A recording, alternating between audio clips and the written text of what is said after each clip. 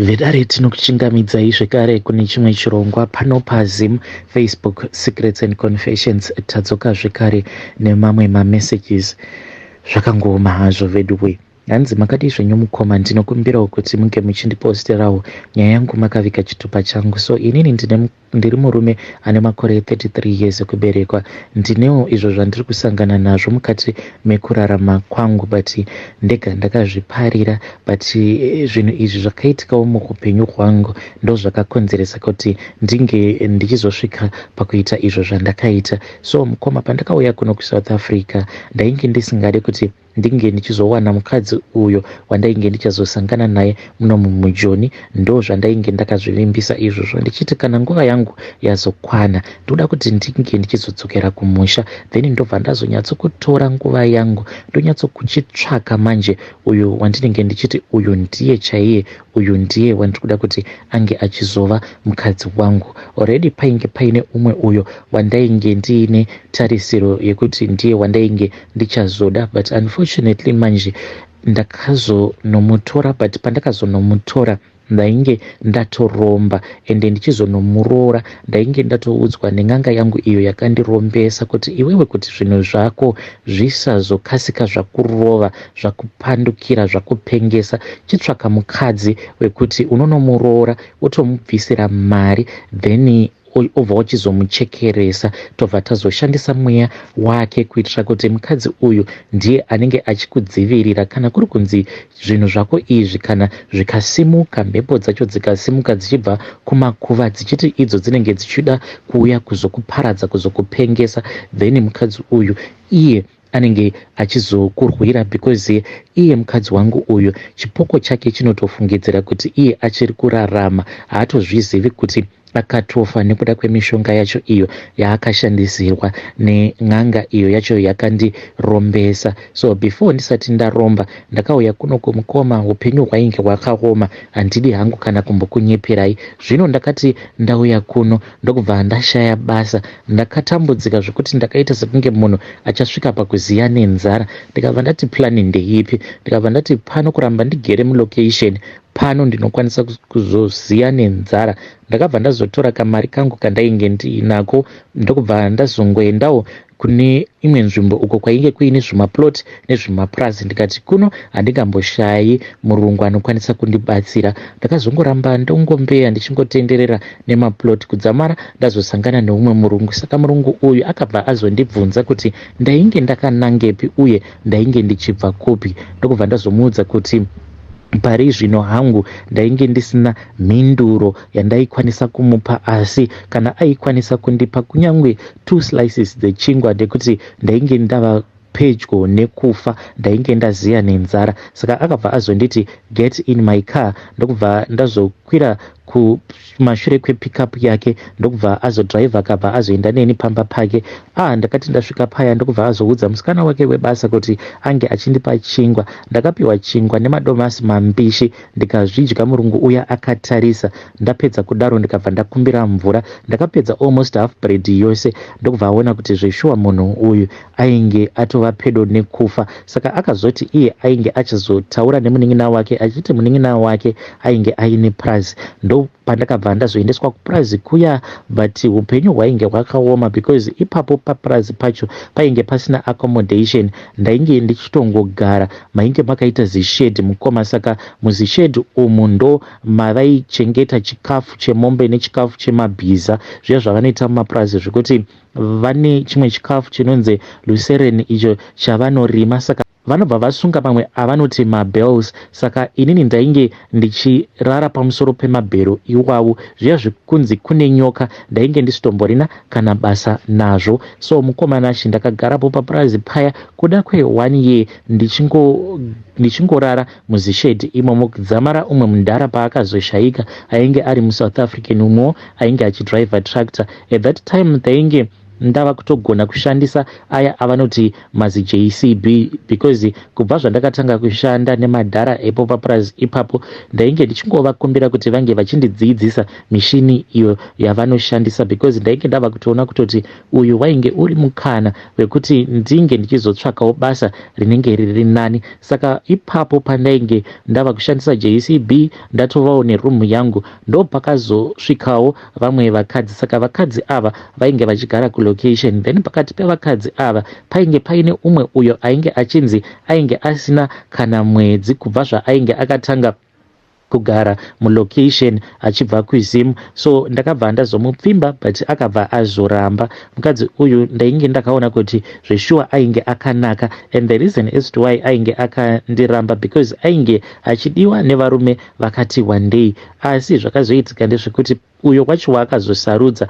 akabva azofind out kuti munhu iye ainge akamunyepera, because kune rimwe location ainge atori neumwe mukadzi. Saka akazova very desperate apa achinzi ainge achitotsvakwa nemukadzi wacho, achinzi ainge achida kurohwa nemukadzi wacho. Saka mukuzonotaura naye ndopaakabva azoti ainge achida kundiona, ndokubva ndazoenda ndikabva ndazonotora munhu wangu ndokubva ndazodzoka naye kuPrazi. Saka ndakazotonzwa the following Monday nyaya yacho yava kutaurwa kuti iye ainge achitotsvakwa kulocation uko inini ndikabva ndaramba ndakanyarara sezvo ainge ati ndisaudza kana munhu. Saka vanhu vakazomuona havo after some few days, ende ndikabva ndatoudza vanhu kuti mukadzi iye kana akangoya kuno ainge achazodhila neni. Saka ndokuzototanga kuzogara kwandakazoita nemudzimai wangu. So takagara tose ipapo akabva azondiudza kuti ainge aine pamuviri pangu. Ndakafara zvisingaite, ndokubva ndatoita udzungu ndikabva ndatozivisawo hama dzangu, because hama dzangu dzose even though dzainge dziri muno muSouth Africa but dzainge dzichigara kure neni. Ndikatofara paya ndokubva ndatointrodusa munhu wangu kuhama dzangu.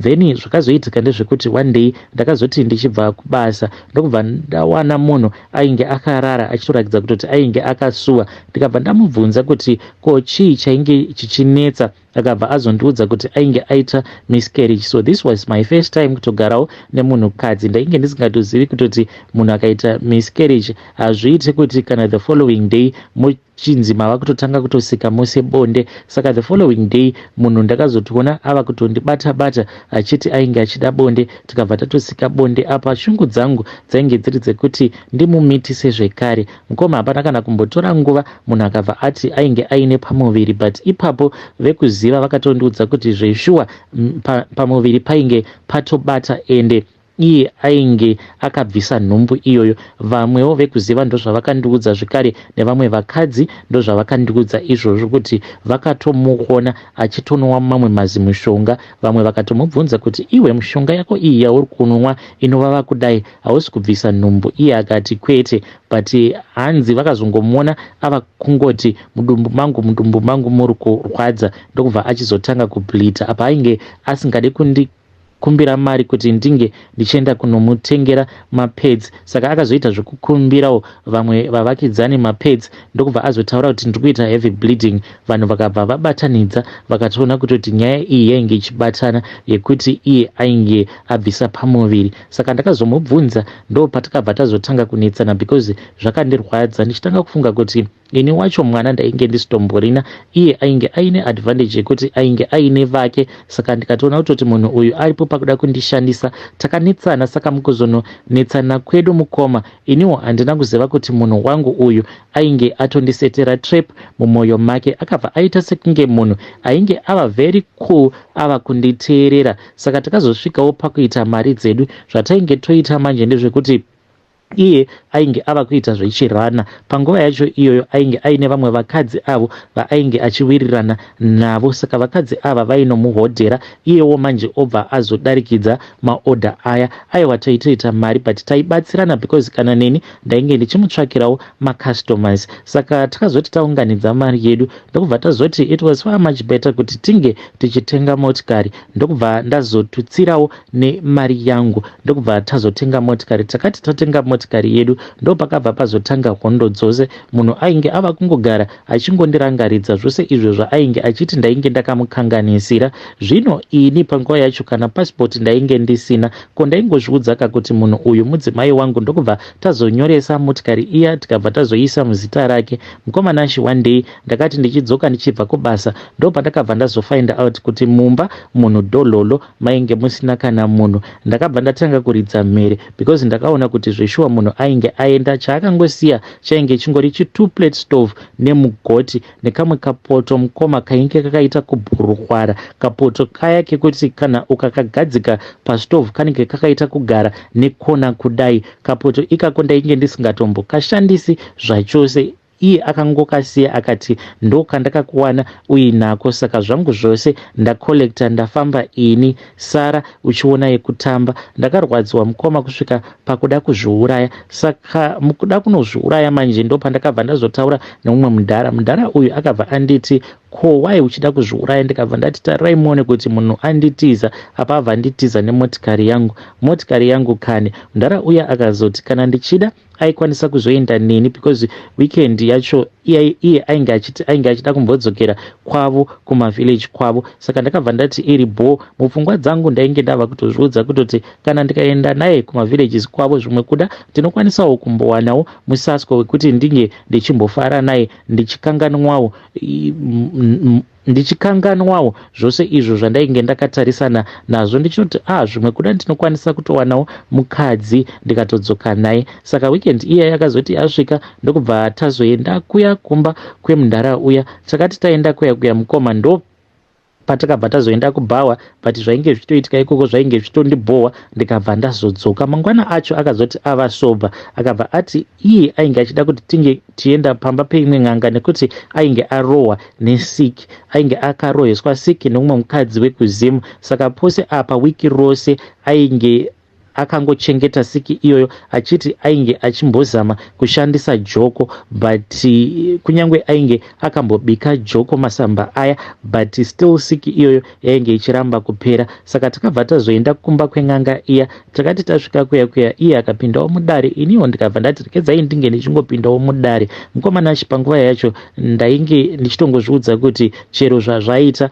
Ndakati ndapinda muya ndikabva ndati ini ndiri kukumbirawo kuti kana muchikwanisa munge muchindirombesa. Then n'anga iya ikabva yaramba yakanyarara, ikabva yati kuromba unokwanisa kuromba here, wakashinga here iwe zvekuti kana ndikakurombesa unokwanisa kugamuchira urombwa hwacho. Ndikabva ndati hongu ndakashinga ini. So mukoma zvandakazoitwa ipapo ndezvekuti ndakabva ndazonzi ndainge ndichida kupiwa mafuta awo ainge ari mafuta elaki. Saka mafuta awa ndainge ndakanzi ndaifanira kuti ndinge ndichizomaisa mafuta awo ekuzora. Zvekare ndikabva ndazopiwa kamwe kamudzi, ndikabva ndanzi kamudzi aka ndokandaifanira kuti ndinge ndichizoisa mumapockets angu, but kamudzi aka ndakabva ndanzi handaifanira kuti ndinge ndichizokazanganisa nemari. Vakabva vanditi kana ukatenga chikwama unofanira kutsvaga muchikwama imomo paya paka compartment kekuti haufi wakaisa mari, ndo paunongoisa kamudzi ikako. Then pane zvose zvaunenge uchiita ziva kuti zvinenge zvichazoendeka. So mukomana achi ndakabva ndazotora kamudzi kaya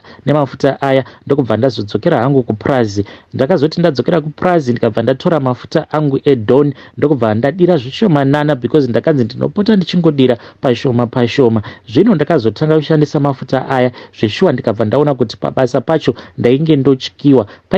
Paina vamwe foromani uyu ainge ari murungu, aitoshanda like manager because murungu aitoti kana asipo ndiye aitotipa mari dzedu dzepay. Saka foromani uyu mukoma ainge ava kutondibvunda, aiti kana achida kuti paPrazi pange pachiitwa something aitotanga atondibvunza kuti zvinoita here kana kuti hazviiti. Kuzotonosvika mukoma neniwo ndava kutonyora mari dzevanhu mubhuku racho richitogara neni, ende ndainge ndava kutoita chitsotsi chiya chekutoti ndaitodhiza vanhu zvekuti munhu aitoregedza kutoya kubasa kana 2 weeks asingauye kubasa, then paya pandinozomupa mari yake iye obva azondipawo kapercentage kangu. Ndainge ndotyiwa nevarungu.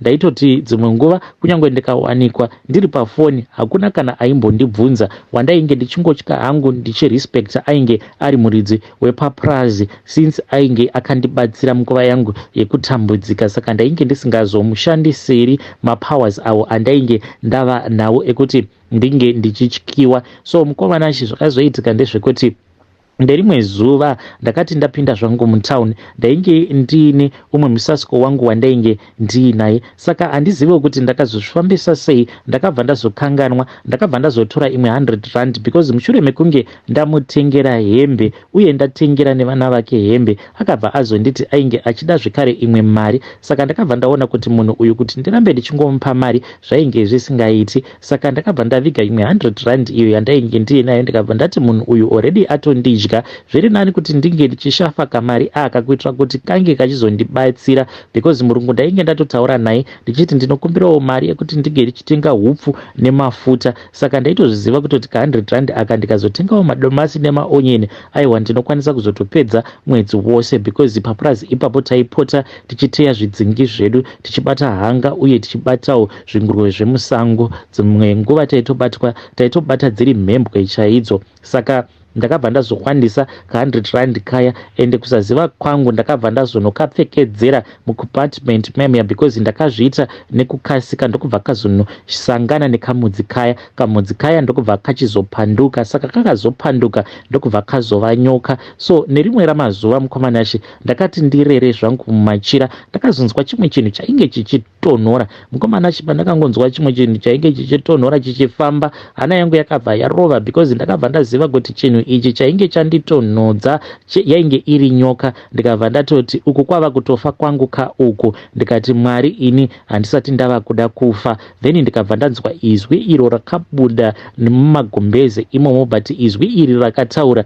rainge rakaita kunge izwi ren'anga iya iyo yakandirombesa. Nanhasi uno nyoka iyi painotaura inotongotaura netoni uye inototaura sekunge n'anga yacho iyoyo yakandirombesa, ikabva yanditi aiwa handaifanira kuti ndinge ndichingoramba ndichitaura naMwari, nekuti Mwari apo pacho pandainge ndakafunga kuda kuzviuraya, Mwari vainge vasina kana kumboburuka kudenga kuti vange vachiuya kuzondidzivisa kuti ndisazviuraya. Saka n'anga iya ndiyo yainge yakandibatsira, ndiyo yandaifanira kuti ndinge ndichizoona saMwari wangu. Saka ndakaramba ndakateerera chinhu chiye chichifamba kuzonosvika mukoma nyoka iya yazoburitsa musoro wayo mujira.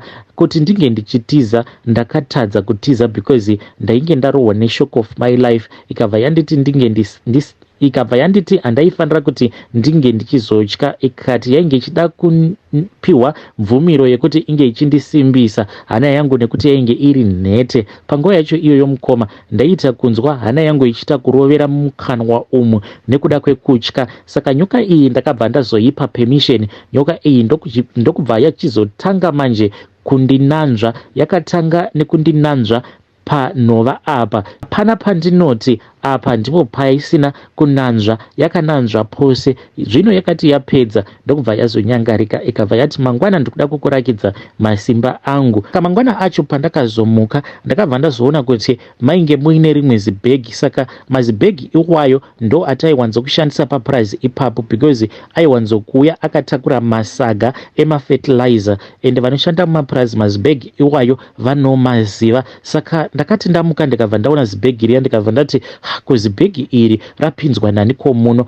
Ndichinotaurira kudai mukoma wanikwe kuti mainge muine mutumba wenyoka. Nyoka iya yakabva yataura neni zvekare, ikabva yati usavhunduka nekuti vanhu havafaniri kuti vange vachizozvinzwa iwewe uchitaura neni. Iwewe ndiwe wega unozvinzwa kuti ndiri kutaura newe, asi vamwe vanhu havazvinzwi. Saka ramba wakanyarara. Ikabva yazonditi iyo yainge ichazoshanduka kuita mari, ikanditi ndaifanira kuti ndinge ndichibva papurazi ipapo nekuchimbidza ndobva ndanotsvaka imba kwekuti kunenge kuine runyararo. Zvekare ndinofanira kuti ndinge ndichitsvaka pamba pekuti panenge paine marooms akawanda kuitira kuti iyo ndinge ndichizoiisa muroom mayo so that inge ichizokwanisa kupombonoka ichifambawo ichifara ichitamba. Ikabva yanditi kubva musi iwoyo yainge ichazondiita murume wayo. Saka ndakazoenda hangu kubasa, but ndikabva ndazochaisa kuma 12 mushure mekunge ndazokumbira Murungu kuti kuti ange achindipa mari because ndainge ndichida kuishandisa. Akabva anditi ainge achida kuenda neni kutown, ndikabva ndati no, it is okay. Saka ndakabva ndazotora zisaga riya, so ndakabva ndazotora zibhegi riya ndokubva ndazoriputira ndikaputira nyoka iya, ndikabva ndatora rimwe saga ndokubva ndazotora chibhegi changu ndikabva ndabuda paya. Zvimwe zvose ndakangosiya henyu mukoma, ndokubva ndakasika ndikabva ndahaika ndikabva ndapinda mutauni. Mukoma ndakangofamba ndakadaro ndichingotsvaka imba, kudzamara ndazosangana neumwe muNigeria uyo ainge achiti iye ainge aine imba, ndokubva tazoenda kuya but pandakasvikapo mukoma ndakatoona kutoti ya pano painge pakadhakwa, but nyoka iyoyo yakabva yazonditi ndinge ndichingogara ipapo kuzosvika ndazowana pane runyararo. Saka ndakazogara pamba pemuNigerian uya kuzonosvika ndichizowana pamwe pekugara, but this time pandakazowana kwainge kuri kumasebhabhu. Zvino ndakazoti ndogara kuya nyoka iyi yaizondirutsira mari, but yaiwanzokurutsa mari usiku. Then ndikabva ndazodzokera kumusha, ndo pandakabva ndazonorora mudzimai wangu. Asi mukomanashi, pose apa zvinhu izvi zvichizoitika ndainge ndatoputsa mhiko dzangu. Saka n'anga iya yakandiudza kuti iwe wakazanganisa mari nemushonga uya nekamudzi kaya kandakakupa, because n'anga iya yakanditi nyoka iyi hayaifanira kuti inge ichikwanisa kutaura newe, because mukutaura kwayava kutoita kutotaura newe kudai zvinoreva kutoti mune ramangwana ichakuudza kuti ndinoda chakati nechakati, uye kuzorutsa kwayakaita mari waifanira kuti unge uchizotanga kuuya kuno. So mukoma pakazonzi painge pachizodiwa ropa remukadzi uyo wandainge ndichazowana, ende mushure mekunge ndamuwana handaifanira kuti ndinge ndichizogara naye kwemwedzi inodarika iyo kuita 2. Saka ndakamhanya hangu kumusha ndokubva ndaenderera mberi nemusikana wangu uyo wandainge ndakambosangana naye, ndikabva ndazoenda ndikanomurora. Aiwa pakafarwa sei, because mari yandakabvisa ipapo yekurombwa yainge yakawanda. Zvino munhu wangu ndakabva ndazomutora